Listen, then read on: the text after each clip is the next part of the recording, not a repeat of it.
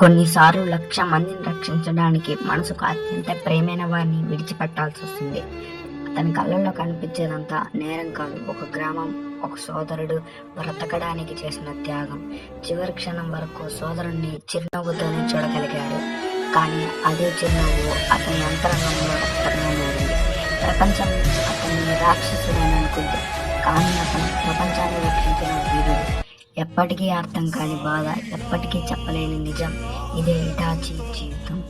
తాను ఏమీ కోరుకోలేదు, పేరు కాదు కదా, ప్రశంసలు కాదు, తన సోదరుడు సంతోషంగా ఉండాలని మాత్రమే. నిజం చెప్తే సోదరుణ్ణి కోల్పోతాడు, అలా అని అబద్ధం చెప్తే తనను తాను కోల్పోతాడు. ఇటాచి రెండూ కోల్పోయాడు. తన బాధను తన నీడలో దాచుకున్న యోధుడు, కానీ ప్రపంచాన్ని కాంతితో కాపాడిన దేవుడు. ఇటాచి విజయ ఫ్యాన్స్ ఎవరైనా ఉంటే లైక్ చేయడం మర్చిపోకండి.